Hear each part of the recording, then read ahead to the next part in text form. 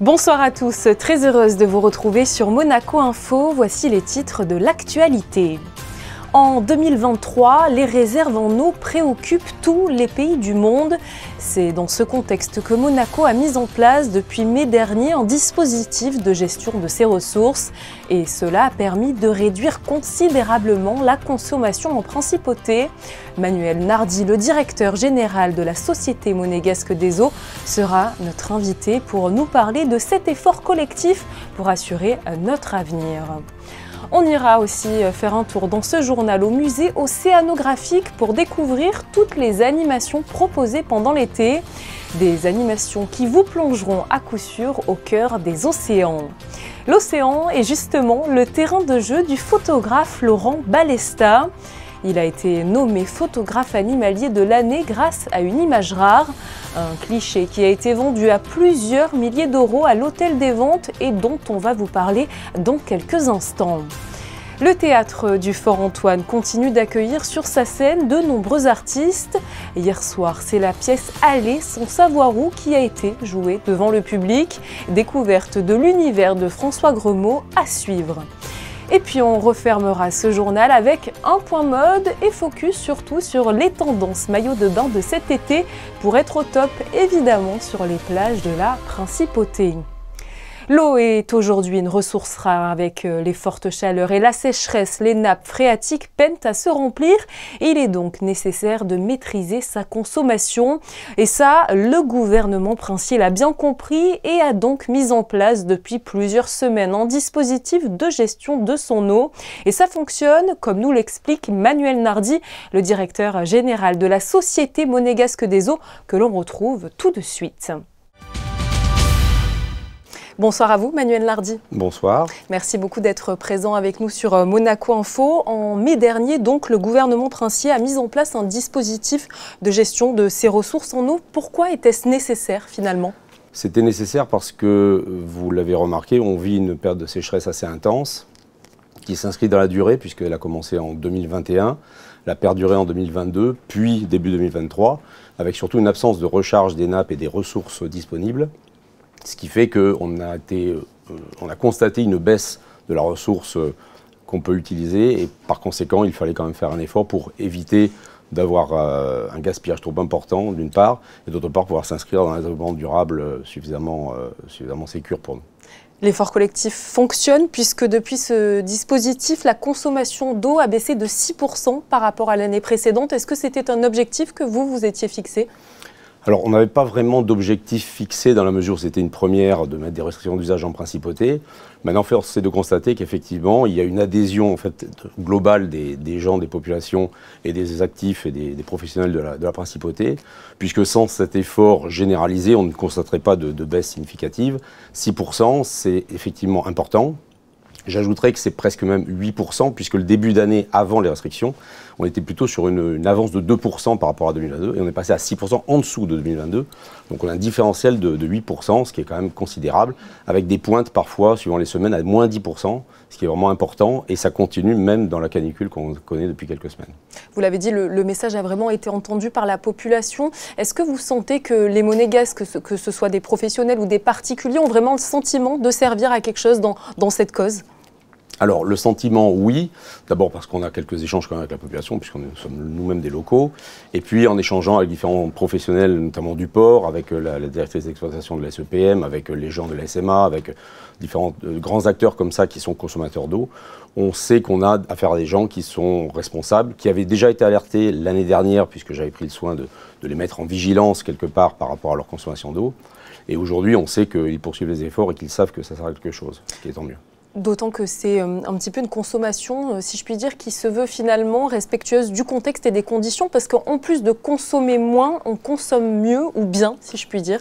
Alors, c'est la notion d'efficience, en réalité, qui s'améliore, c'est-à-dire qu'on n'a pas de restrictions qui pénalisent les gens du style « je prenais 2 douches, j'en prends plus qu'une », mais par contre, on a un développement et une fréquentation touristique importante, et pour autant, on arrive à maîtriser nos consommations, à les réduire, sans avoir le sentiment de se faire trop mal. Donc ça veut dire que les gens économisent à bon escient l'eau dont ils ont besoin tous les jours.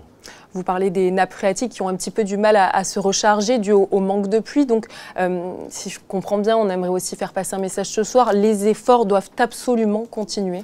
Alors les efforts doivent continuer, d'abord parce que la sécheresse demeure. Les quelques pluies que nous avons eues sont largement insuffisantes, évidemment, pour rétablir la situation. Il faudrait des mois et des mois de pluie relativement intenses pour que ça remonte.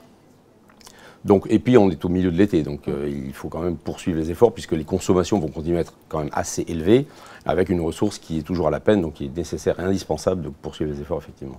Si vous aviez des conseils à donner, on a parlé des douches, mais quels sont les autres petits gestes à faire au quotidien pour réduire cette consommation ?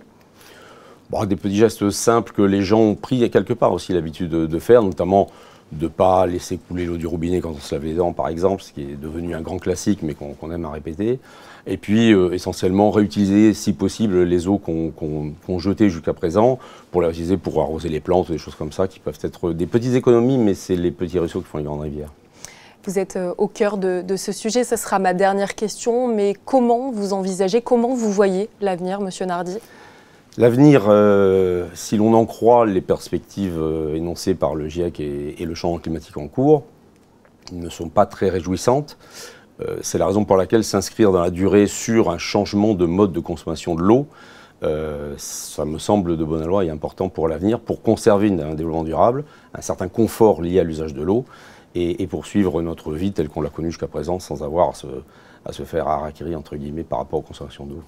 Merci beaucoup à vous, Manuel Nardi, d'avoir été présent sur Monaco Info. C'est moi, merci beaucoup à vous.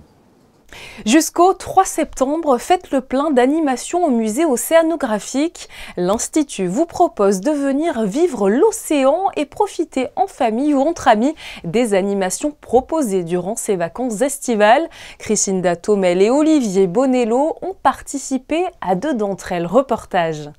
Et si le musée vous propose cet été d'embarquer direction les pôles Nord et Sud avec l'exposition Mission Polaire, en parallèle, plusieurs animations grand public sont proposées aux visiteurs, comme des rencontres avec les animaux du bord de mer, une expérience toujours magique. C'est une animation qui permet aux jeunes et aux adultes aussi de découvrir les animaux qui sont sur le bord de la Méditerranée. Donc on peut comprendre comment ils vont se déplacer, comment ils vont survivre, les stratégies de vie. Moi je pense que pour les enfants c'est quand même assez chouette de pouvoir vraiment comprendre qu'est-ce qu'ils voient au quotidien dans la mer. Les filles sont habituées à aller à la plage, mais je pense que ça leur donne des explications supplémentaires. Et en même temps, elles réalisent en fait tout ce qui se trouve autour d'elles quand elles baignent. Ouais. Donc c'est assez chouette. Moi, ce qui m'a plu, c'est qu'on a pu toucher des animaux de mer et c'est pas quelque chose qu'on trouve dans tous les aquariums. Et aussi, ce qui m'a plu, c'est qu'on soit que tous les 4 et qu'il y ait quelqu'un qui nous explique tout, qu'on ait pu voir des choses qu'on ne verrait pas autre part. Une autre animation, c'est l'escape game. Donc là, ça permet de se plonger plus dans l'histoire du musée, mais de manière assez ludique, en résolvant des énigmes pendant 30 minutes dans une salle d'escape game propre au musée. Et si l'escape game attire souvent les adultes friands d'énigmes et curieux de monter à bord du Princesse Alice II, le célèbre bateau laboratoire du prince Albert Ier, et que leur âme d'explorateur sera sollicitée afin de mener à bien la mission qui leur sera confiée, les plus petits ne seront pas en reste non plus, car durant ces vacances scolaires, le club Océano propose des stages découvertes pour les enfants de 6 à 12 ans, au programme jeux et activités centrés sur les océans et les animaux qui les peuplent. 10 000 €, voici le montant d'une photo adjugée récemment aux enchères par l'Hôtel des Ventes. Mais il s'agit d'un cliché particulier, celui de Laurent Balesta, un photographe sous-marin bien connu. Ce cliché a été réalisé lorsque 20 000 mérous se rassemblent une fois par an en Polynésie. Et il lui a valu d'être nommé photographe animalier de l'année parmi 50 000 autres clichés. Fabien Bonilla s'est entretenu avec lui alors qu'il était au large de la Corse. Laurent Balesta, bonsoir. Bonsoir. Comment a été conçue cette photo? Parce qu'elle a une histoire, j'imagine. Ah ben oui, c'est d'abord l'histoire d'un lieu, hein. C'est l'histoire d'un lieu, un lieu exceptionnel, unique au monde. Hein. On a souvent tendance à utiliser ces qualificatifs avec légèreté, mais c'est vraiment un lieu unique au monde, sans doute le dernier des plus grands rassemblements de mérous camouflage du Pacifique. Il y a, à la connaissance d'aujourd'hui, il n'y a pas d'équivalent ailleurs, même en Polynésie. Donc voilà, c'est quand même 20 000 mérous qui viennent se rassembler là chaque année, une fois par an. Et puis il y a cette ponte collective qui, elle, dure que 30 minutes. Et pendant 5 années consécutives, avec mes camarades, avec l'équipe Gombessa, on est venu chaque année pour être aux premières loges de ce spectacle qui donne une seule représentation une fois par an et qui est très court. Et voilà, le hasard de cette restitution a fait que le nuage d'œufs des mérous avait une forme de point d'interrogation. Et dans ce point d'interrogation, j'y voyais une belle symbolique. D'abord, la probabilité, la question de la survie de cette larve, parce qu'on sait que seulement un œuf sur 1 million donnera un poisson adulte qui viendra à son tour se reproduire ici. Et puis, d'une manière générale, ce point d'interrogation, c'est l'avenir de la biodiversité en général dans le monde. Voilà, donc il y avait une belle symbolique, et c'est peut-être pour ça que le Wildlife Photographer of the Year en 2021 m'a donné le prix pour cette photo. Et pourquoi avoir voulu la vendre aux enchères? Parce que, pour être en accord avec mes paroles, je disais tout le temps, oh, mais ce n'est pas une histoire de talent, en tout cas, si on fait des photos exceptionnelles, c'est parce qu'il y a des lieux exceptionnels. Voilà. Et à un moment donné, à force de me dire ça, je me suis dit, soit il faut aller au bout de la démarche. Si tu considères vraiment que c'est à cause du lieu exceptionnel que tu as fait cette photo exceptionnelle, alors l'argent de la récompense ne te revient pas. Il revient au lieu. Et dans un premier temps, je me suis contenté de donner l'argent de la récompense à la commune de Fakarava, en Polynésie française, là où a lieu cette reproduction. Et puis, c'est quelqu'un qui a été sensible à ce geste, un créatif, qui s'appelle Xavier Beauregard, qui est un créatif, qui m'a dit, Laurent, j'ai vu ta démarche, c'est une belle idée, mais je me demande si on pourrait pas aller plus loin, laisse-moi réfléchir. Bon, j'avais rien à perdre. Et il a eu cette idée de créer un papier unique. Un papier unique parce qu'il contiendrait dans sa matière même, dans sa fabrication, le lieu, l'ADN du lieu, avec un peu de poudre de corail, un peu de l'eau de mer, etc. Vous êtes là en mer, vous êtes sur un bateau, vous n'arrêtez jamais. Qu'est-ce que vous faites actuellement et dans quel but? Là, nous entamons la 4e année de recherche sur un site extraordinaire. Nous sommes au large du Cap Corse, dans les eaux du parc naturel marin du Cap Corse et de la Grillate. Et on mène ce projet d'exploration, bien sûr, d'inventaire de la biodiversité. Tout cela, j'aurais tendance à dire, c'est notre travail tout le long de l'année dans diverses régions du monde. Mais là, se rajoute quelque chose de très excitant, c'est un mystère à percer, le mystère des anneaux du Cap Corse, des formations parfaitement circulaires dessinées sur le fond de la mer. Chacun de ces cercles fait 20 mètres de diamètre, il y en a plus de 1000, et à l'heure d'aujourd'hui, on ne sait toujours pas quelle est leur origine, d'où ils viennent. Est-ce qu'ils sont vivants ou inertes? Est-ce qu'ils sont vieux, anciens ou récents? Et donc, il y a un vrai mystère. J'ai l'impression que c'est comme s'il y avait une écriture au fond de la mer qu'il nous fallait déchiffrer. Alors mes camarades et moi sommes portés par ce mystère déjà depuis 4 ans. Et vous êtes en train de le percer, ce mystère, ou pas encore? Oui, mais vous pouvez pas me le dire. On commence à avoir de bons éléments. Non, pas encore, mais on avance. La Fondation Prince Albert a soutenu ce projet dès le départ. Et surtout, c'est là où on peut remercier tous mes soutiens, c'est que, vous savez, à la fin, moi je pensais qu'on allait percer ce mystère après une année d'exploration. Et on s'est aperçu qu'on avait été un peu ambitieux, que c'était bien plus complexe, qu'il fallait faire appel à des disciplines qui dépassaient les miennes, celles de la biologie. Mais aujourd'hui, c'est des géologues, des géophysiciens.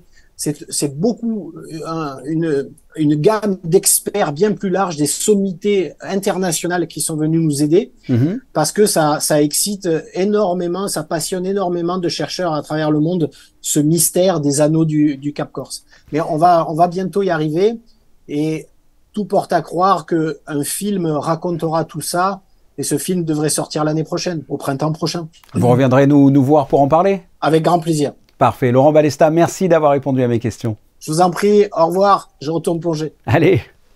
Et pendant que Laurent Balesta retourne plonger, je vous propose de mon côté de vous immerger au cœur de l'avant-dernier rendez-vous de la saison au Théâtre du Fort-Antoine. C'était hier soir avec Aller sans savoir où, un seul en scène du comédien suisse François Gremaud, reportage Frédéric Elion, Jean-Alexandre Dordet et Clélia Renaud. Que se passe-t-il dans la tête d'un auteur quand il écrit un spectacle? Comment se déroule le fameux processus de création? Pour répondre à ces questions, François Gremaud a conçu un spectacle manifeste, Aller sans savoir où il décrit et partage avec le public son processus d'écriture. Un seul en scène que le comédien suisse a déjà joué une vingtaine de fois avant la représentation de mardi soir au Théâtre du Fort-Antoine. C'est un spectacle dans lequel je raconte comment je l'ai conçu, ce spectacle. C'est vraiment un exercice, si on veut, où je tente de faire malgré tout un spectacle intéressant avec une contrainte aussi, on dira, complexe que celle-ci. Comment vous faites alors du coup? C'est vous écrivez un petit peu sur un cahier, les idées qui vous passent par la tête, c'est quoi? En fait, ce que j'ai fait, c'est que j'ai décidé dès la première minute de récolter toutes les idées que j'avais dans l'ordre et de les énoncer dans l'ordre dans lequel elles apparaissent. Et de garder aussi celles qui sont très mauvaises, histoire de montrer que quand on écrit un spectacle, on n'a pas que des bonnes idées, on en a aussi des très très mauvaises et que parfois il faut se débrouiller pour essayer de faire soit quelque chose avec, soit trouver un moyen de les éliminer. Et la saison 2023 n'est pas terminée au Théâtre du Fort-Antoine. Dernier rendez-vous mardi prochain avec Le Beau Monde, un spectacle lauréat du prix Impatience l'an dernier. On reste dans le domaine du spectacle. Nous avons reçu hier dans ce journal Sylvain Charnet, l'administrateur de l'Orchestre Philharmonique de Monte-Carlo. Il nous a parlé de toute la logistique pour faire venir les musiciens au Palais Princier. Et bien demain se tiendra leur 4e concert à partir de 21h30 dans la cour d'honneur. Jean-Christophe Spinozzi sera à la direction et Daniel Lizakovic au violon. Les classiques de Mozart et de Beethoven seront à l'honneur. Je vous parle à présent d'une exposition qui est toujours à découvrir jusqu'au 15 octobre à la Villa Sauber. Son titre, Santo Sospir. Il s'agit d'une exposition photo de Mauro Restif concernant la villa entièrement repeinte et redécorée par Jean Cocteau dans les années 50. Reportage de Frédéric Elion sur des images d'Alban Gingembre. C'est le fruit du travail de deux artistes qui ont eu la chance de vivre à deux époques différentes dans une mythique demeure. De 1950 à 1962, Jean Cocteau réside et décore intégralement la Villa Santo Sospir à Saint-Jean-Cap-Ferrat. Plus de 55 ans après, l'artiste brésilien Mauro Restif y séjourne une semaine en 2018 et capte l'esprit des lieux avant la fermeture pour restauration. Voilà comment naît l'exposition Santo Sospir, un véritable dialogue entre une série de photographies de Mauro Restif et une sélection de dessins, peintures et tapisseries de Jean Cocteau. And it was an extremely rich experience to be in that house full of art, full of life, full of objects and traces, history. It was quite a privilege. It was, and I was completely taken by it and was able to photograph the house in different light situations, in different times of the day or night. Always being interested in how photography rereads things, you know. So in this case, how it's rereading art, especially Cocteau's work, and then like there is a way to transpose what's on the wall into a photographic surface and then to bring it to another context, like to take it again, like to a museum. L'exposition Santo Sospir est à découvrir du 13 juin au 15 octobre à la Villa Sauber. Et j'ai une belle nouvelle à vous annoncer pour poursuivre ce journal. Le meneur de jeu de l'AS Monaco Basket, Mike James, poursuit l'aventure en principauté.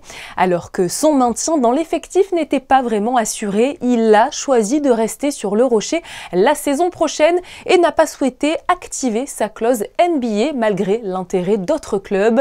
Sous contrat avec la Roca Team jusqu'en 2024, Mike James va donc entamer sa 3e saison en principauté à la rentrée. On passe d'un maillot à un autre. Après vous avoir parlé de Mike James et du maillot de la Rocket Team, un mot sur les maillots de bain, tout autre chose. Et pas question de négliger le style quand on va se baigner à la plage ou à la piscine. À chaque été, forcément, c'est tendance maillot de bain. Frédéric Elion et Julien Logier se sont rendus dans les boutiques du Larvoto pour découvrir celle de l'été 2023. Avec les récentes fortes chaleurs, beaucoup choisissent l'option plage pour se rafraîchir. Se baigner, c'est agréable, dans une tenue qui nous plaît, c'est encore mieux.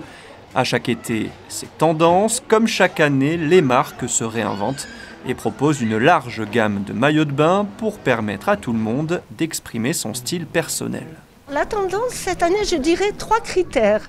Le premier, les imprimés, fleurs, fruits et feuillages.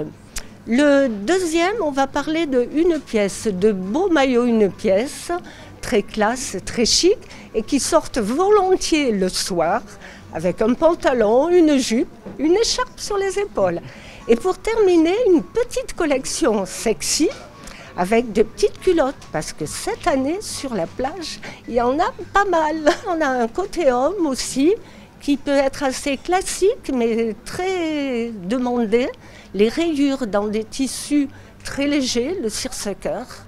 Et puis après, les messieurs ne boudent pas les couleurs et même les imprimés fleuris. Le maillot reste le vêtement incontournable de l'été, mais beaucoup d'autres accessoires ont du succès. Le maillot, la serviette, les lunettes, le chapeau, la casquette, les chaussures d'eau, les tongs, tout part. Les bijoux, les petits bijoux de dernière minute pour les petits cadeaux, les anniversaires imprévus sur la plage, tout part. Pour moi, il n'y a pas de tendance. Les clientes, quand elles viennent, elles peuvent avoir une idée en tête en disant bah, « tiens, cette année, je vais acheter un maillot rouge ou un maillot rose ». Puis quand elles repartent avec un maillot bleu ou violet. Tout se vend, elles vont au coup de cœur. Et l'été suivant se prépare déjà côté commerçant. Les rendez-vous avec les fabricants ont commencé pour dénicher les plus beaux maillots pour 2024. Et voyons à présent si la douceur va perdurer demain et vous permettre d'enfiler justement votre plus beau maillot. Les prévisions météo tout de suite avec Yannick Debevert. Bonsoir. Bonsoir Julia, bonsoir à tous. Le temps restera très agréable ce jeudi à Monaco. Il y planera un grand soleil tout au long de la journée avec des températures comprises entre 20 et 26 degrés. La mer affiche quant à elle 24 et puis en ce jeudi 27 juillet, il faudra souhaiter une bonne fête à toutes les Nathalie. L'exposition Santos Hospire dont on vous a parlé dans ce journal se poursuit donc à la Villa Saubert. On y découvre l'incroyable univers de Jean Cocteau, aussi original qu'inattendu. Manuel Vitali, notre photographe, vous en propose 8 clichés. Il est l'heure pour moi de vous dire au revoir et surtout de vous remercier encore pour votre fidélité. Demain, vous retrouvez Émilie Rousseau à la présentation de ce journal. Je vous dis de mon côté à très bientôt. Bonne soirée.